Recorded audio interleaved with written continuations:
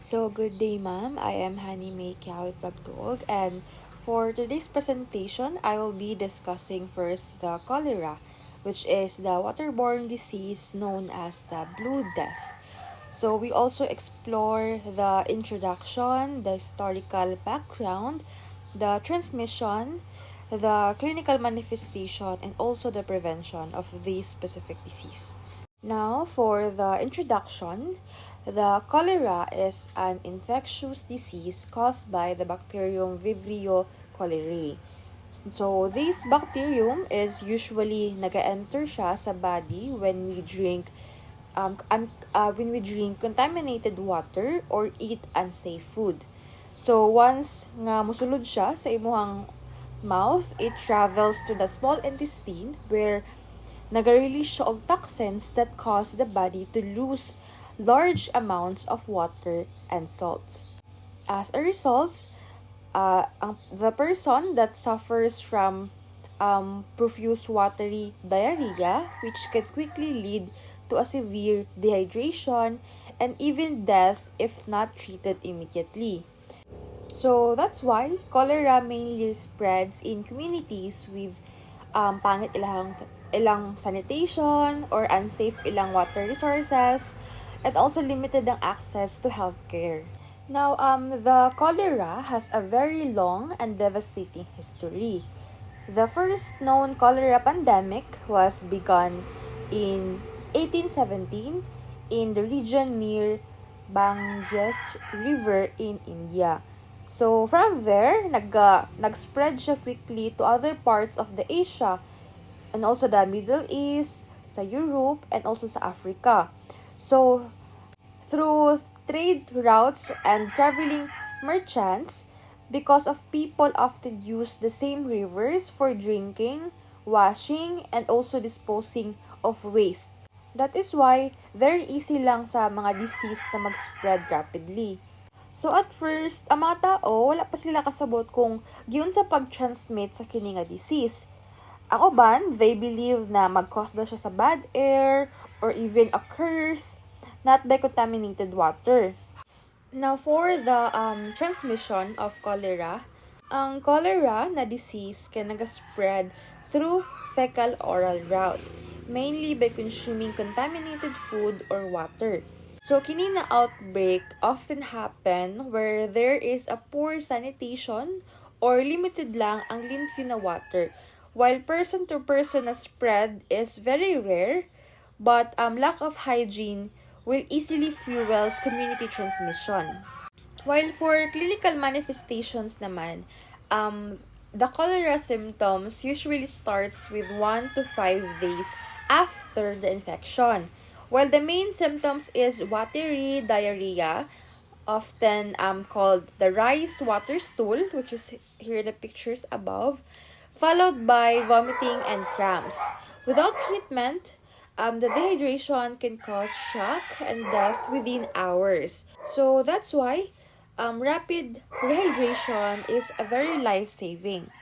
Now, for the prevention naman of the cholera, ang cholera na disease is highly preventable naman through basic hygiene.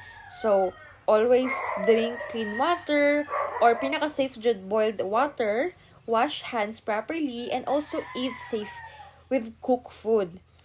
While the oral cholera vaccines also provides protection, especially in places na prone siya og outbreaks, especially ka ng mga Africa, diba? So, clean water and sanitation remain our best defense. Next is, I'll be discussing about the peptic ulcer disease or PUD, which is a condition that affects the stomach and the small intestine. We'll also explore its introduction, iyang groundbreaking discovery by Mr. Marshall and Warren, and also its transmission and pathophysiology, and also the clinical signs and treatment. Now, for peptic ulcer is an open sore or wound that develops on the inner lining of the stomach or the upper part of the small intestine known as the duodenum. Ang iyang main cause of this condition is a spiral-shaped bacterium called Helicobacter pylori or H. pylori. While other factors naman like stress, eating spicy foods, smoking, and other overuse of pain relievers such as aspirin or katong mga ibuprofen, kaya pwede siya makasamot og damage and also makapadelay og healing sa katong samad na naa sa imong small intestine. Now, for a long time, people believe na ang ulcer daw kay mag-cause tungod lang sa stress o eating spicy food. But in 1982, naidwa ka Australian scientist na si Dr. Barry Marshall and si Dr. Robin Warren. Sila ang nag-made sa discovery and also sila po daw nag-found out na most of the ulcers were actually caused by bacterium called Helicobacter pylori. Now, to prove ang ilahang theory, si Dr. Marshall, siya mismo ihang giinom ang katong sample of culture of bacteria. And then after several days, nag-develop siya og gastritis, which is katong stomach niya nag-inflame, proving na ang kini nga bacteria jud ang mismong hinungdan sa disease. Now, ilahang brave experiment kay nag-change siya sa entire world medical history. In 2005, naka-receive sila og Nobel Prize in Medicine for discovering that ulcer are bacterial infections o dili siya nag-result sa stress. Now, ang H. pylori is transmitted mainly through oral contact, such as saliva, vomit, food, and water na contaminated with feces. Once na mapasok siya sa atong body, it attaches to the mucous lining of the stomach and then magbigin na siya og multiply. Now, what makes H. pylori special? First, as iyang ability na makaproduce og enzyme called urease. So, kini nga enzyme kay mag-convert siya og urea into ammonia, which neutralizes the stomach acid around the bacteria. Now, tungod ani nga trick, ang bacteria can survive even in the acid environment sa atong stomach. Over time, mag-cause siya og chronic inflammation or maghubag siya, and then mag-weaken siya og protective mucus layer that leads to ulcer formation. Now, ang pinaka-common na symptoms of a peptic ulcer is a burning or grounding pain in the upper abdomen, especially when the stomach is empty. Now, after niyo mukaon, na possible na mubalik siya normal, pero after, mubalik na po siya og kahapdos.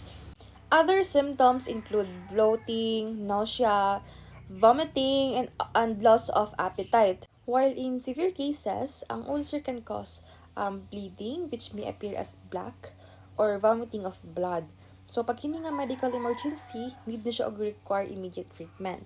Now, for the treatment for peptic ulcer, nag-focus siya on eliminating the infection and reducing the stomach acid. So, ang doctor, usually nag-prescribe sila og combination of antibiotics para mag-kill ang katong H. pylori, along with proton pump inhibitors or PPIs to lower the acid production. While ang antacids naman may also be given to relieve the pain and discomfort. It's also very important to avoid alcohol, cigarettes, stress, and also eating spicy foods, as these can worsen the ulcer and also madelay po ang healing process. In summary, the total discovery of H. pylori completely changed our understanding and treatment of ulcers. Today, with proper medication and healthy habits, ulcer can be fully cured and prevented. Next, and for the last part of my presentation, I'll be discussing about the gonorrhea, which is a sexually transmitted infection that remains one of the most common and concerning disease worldwide. We will go over its introduction, its global impact, how it spreads, its symptoms, and also how it can be treated and prevented. Now, first is about the introduction. So, ang gonorrhea is an infection na nag-cause by a bacteria called Neisseria gonorrhoeae. So, ang iyang targets kay ang mucous membranes of the body, particularly ang genitals, ang rectum, and also ang throat.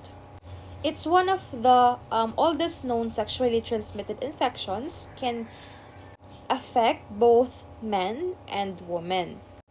If wala siya matambalan dayon, it can lead to serious complication such as infertility, pelvic inflammatory disease or PID in women, and even eye infections in newborn babies. For the global issues, ang gonorrhea, which remains a global public health concern. According sa World Health Organization, there are over 80 million of new cases every year worldwide. The number continues to rise mainly because of the unprotected sexual contact and the emergence of antibiotic-resistant strains of the bacteria. This means that some forms of gonorrhea are becoming harder to treat, posing a serious challenges for doctors and health system across the world. A lot of people, especially here in the Philippines, kay very scared sila or very na-alarm sila nga grabe ang pagtaas sa mga sexually transmitted nga disease. But for me, on my own opinion, I would say na good thing na pala na nitaas ang cases sa mga sexually transmitted. Why? It's because ang ako manggong hunahuna is nitaas ni siya nga cases katungod nitaas pod ang mga tao nga nagpa-test. Kaya if may taog main reason jud why nahitabo or mas nitaas ang kini nga cases, pinaka-common jud of course kay dili pag-follow og safe sex practice. Pero if ato jud siyang sabton og tarong, nitaas jud ang cases katungod daghan na ang mga tao na aware, and also daghan ang mga tao nga mas nilawak pa ang ilang panghunahuna na dili ikaulaw or dili ikahadlok kung magpa-test. Of course, dili normal and also dili po dapat i-normalize ang mga ingani na klase nga sakit.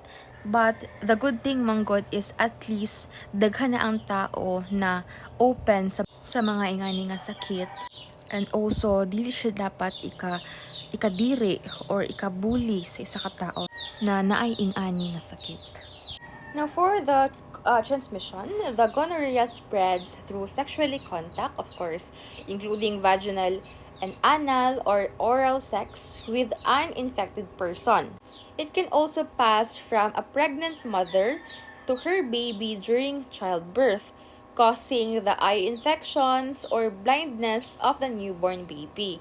However, it's very important to know that gonorrhea cannot be spread by casual contact, such as using the same toilet or hugging or sharing food. It should be sexually transmitted. Now, for the clinical presentation, in men, ang gonorrhea often cause painful urination, magawa sila og pus-like discharge from the penis, and sometimes swelling of the testicles.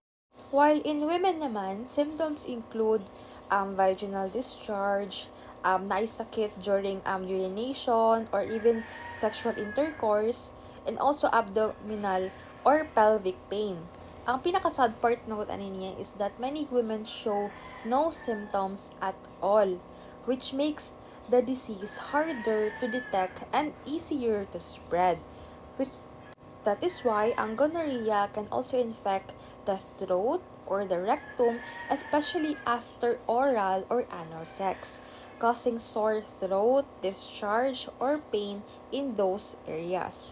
While for the treatment and prevention, ang gonorrhea is treated with antibiotics, usually ginatawag siya nga ceftriaxone. Ginhatag ni siya as an injection.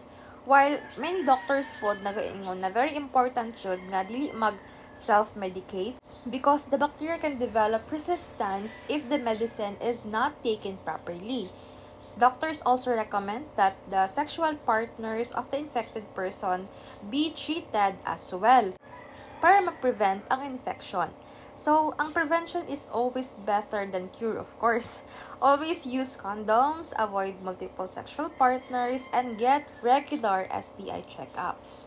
Now, in summary, ang gonorrhea is a common but curable sexually transmitted infection caused by Neisseria gonorrhoeae. However, its increasing antibiotic resistance makes prevention more important than ever. Through education, responsible sexual behavior, and early testing, we can control the spread of the disease. Remember, be aware and get tested and stay protected.